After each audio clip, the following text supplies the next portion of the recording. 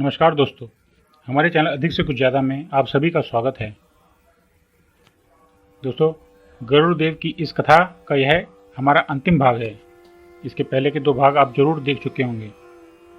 अगर नहीं देखा है तो ऊपर आई बटन में आप देख सकते हैं और नीचे डिस्क्रिप्शन में इससे पहले के दोनों भागों का लिंक आपको मिल जाएगा।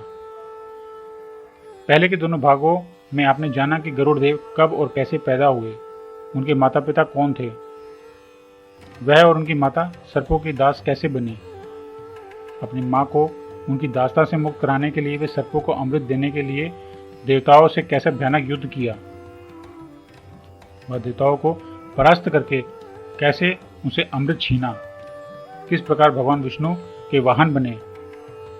यह सब आप इससे आगे के भाग में जान चुके हैं। चलिए उसके आगे की कथा प्रारंभ करते हैं। श्री विष्णु के चरणों में पुनः प्रणाम कर गरुड़ जी तीव्र गति से उड़े। इस प्रकार प्रसन्नचित गरुड़ को अमृतपात सहित उड़ते देख इंद्र ने अत्यंत क्षुब्ध एवं क्रुद्ध होकर उन पर वज्र का कठोर प्रहार किया। वज्राहात होकर भी हंसते हुए मधुर वाणी में गरुड़ जी ने इंद्र से कहा, देवराज, जिनकी हड्डी से यह वज्र बना है उन महर्षि का सम्मान में अवश्य करूंगा। ऋषियों के साथ साथ तुम्हारा और तुम्हारे वज्र का भी आदर करूंगा। इसलिए मैं अपना एक पंख, जिसका तुम कभी अंत नहीं पा सकोगे, उसका त्याग करता हूं। फिर गरुड़ जी ने कहा, देवेंद्र, तुम्हारे वज्र प्रहार से मेरे शरीर में कहीं भी तनिक भी चोट नहीं पहुंची है और ना कहीं पीड़ा हुई है। इतना कहकर उन्होंने अपना एक पंख छोड़ दिया। निश्चय ही यह पक्षी के रूप में कोई महान प्राणी है।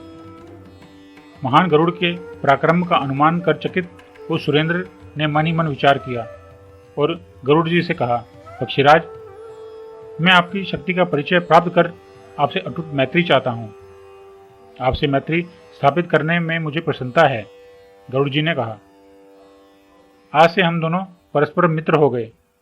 फिर उन्होंने कहा, मित्र, सज्जन पुरुष अपनी शक्ति एवं गुणों का बखान स्वयं नहीं करते, तथापि मित्रता के कारण मैं अपनी शक्ति का संबंध से संकेत कर दे रहा हूं।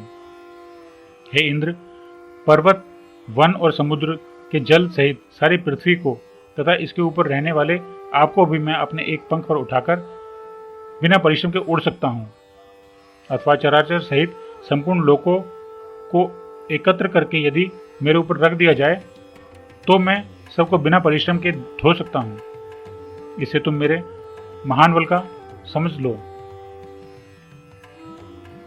आपका कथन एकदम सत्य है, देवराज इंद्र ने अत्यंत आदर एवं प्रीति से मधुर वाणी में कहा। तुम में सभी गुण विद्यमान हैं। मैं तुमसे मित्रता करके बहुत ही आनंदित हूं, पर एक बात कहना चाहता था। निसंकोच कहिए, गरुड़ जी बोले। मित्र से कुछ छुपाना उचित नहीं। आप मेरे योग्य जो भी बात कहेंगे मैं उसे पूरा करने में पूर्ण प्रयत्न करूंगा। मेरी दृष्टि दुर्लभ अमृत पर है। देवेंद्र ने मन की बात स्पष्ट कर दी। तुम जिन्हें अमृत देना चाहते हो वह हमें ही नहीं संपूर्ण सृष्टि को दुख देंगे। अतः यदि तुम्हें आवश्यकता ना हो तो इसे मुझे लौटा दो। मित्रवर, गरुड़ जी ने अतिशय आत्मीयता से देवेंद्र से कहा, यह अमृत मैं किसी को पीने के लिए नहीं दूंगा। इसे मैं अपनी माता विंता के दासी भाव से मुक्त कराने के लिए ले जा रहा हूँ। मैं इसे ले जाकर जहाँ रख दूँ आप वहीं से इसे उठाकर ले जा सकते हैं। आप प्रसन्नतापूर्वक ले जाइएगा, मुझे कोई भी आपत्ति नहीं होगी। खगराज, आज मैं तुम्हारी बातों से अत्यंत प्रसन्न हो गया। देवेंद्र ने अपने मित्र गरुड़ से कहा, तुम मुझसे कोई अभीष्ट वर मांग लो। देवराज, यद्यपि मैं सर्वसमर्थ हूँ, गरुड़ ने कहा, तब भी आपकी किसी दूसरे को अमृत न देने की इच्छा अवश्य पूर्ण करूंगा। साथ ही आपके कहे अनुसार आपसे एक वर भी मांगता हूँ। गरुड़ के नेत्रों में करदू तथा उसके पुत्रों की कुटिलता और अपनी माता विंदा की दुर्दशा घूम गई। उन्होंने वर मांगा कि अत्यंत बलवान नाग और सर्प मेरे आहार हों। तथास्तु, देवेंद्र ने कहा, अब तुम जहां कहीं भी अमृत रख दोगे मैं तुरंत इसे हरण कर वहां से ले जाऊंगा। अवश्य ले जाइएगा। गरुड़ जी ने इंद्रदेव को कहा और वह वायु वेग से पृथ्वी की ओर उड़ चले।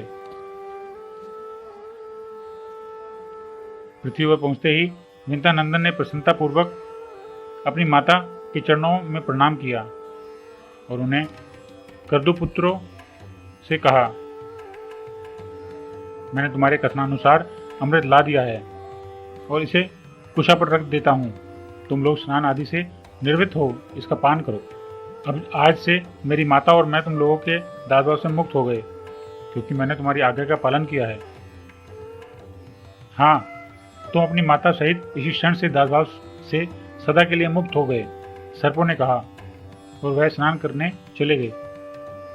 इसी बीच वहां देवेंद्र पहुंचे और अमृत लेकर वहां से चलते बने। स्नान जप आदि करके सर्वगण जब वहां अमृत पान के लिए पहुंचे तब उसके हरण से अत्यंत उदास हो गए, पर उन्होंने मन ही मन इसे अपना छल प्रपंच पूर्ण व्यवहार का प्रतिफल समझकर संतोष करना ही उचित समझा। फिर उन्होंने सोचा कि वह पात्र कुशा पर रखा गया था, कदाचित अमृत का कुछ अंश इस कुशा में लगा हो। यह विचार कर सर्पों ने कुशा को चाटना शुरू कर दिया। कुशा की धार से उनकी जीभ दो भावकों में विभक्त हो गई। सर्प द्विजिह्वा हो गए। पवित्र अमृत के स्पर्श से कुशा को पवित्र कहा जाने लगा। गरुड़देव अपनी माता के साथ स्वतंत्रता पूर्वक सर्वत्र विचरण करने लगे। वह दास्ता से मुक्त हो गए। तो दोस्तों, यह थी गरुड़देव और उनकी मां की दास्ता से मुक्त होने की कथा। इस कथा में आपको उन सभी सवालों के जवाब मिल गए होंगे जो आपके मन में आया करते थे। आपको यह कथा कैसी लगी? उम्मीद है अवश्य ही पसंद आई होगी। अगर पसंद आई है तो इसे अपने दोस्तों और परिजनों के साथ शेयर जरूर करें और हाँ, लाइक करना बिल्कुल ना भूलें। वह हमारे चैनल को सब्सक्राइब भी कर लीजिए ताकि हम आपको अधिक से कुछ ज़्यादा अच्छी जानकारियाँ ऐसे ही देते रहें। धन्यवाद।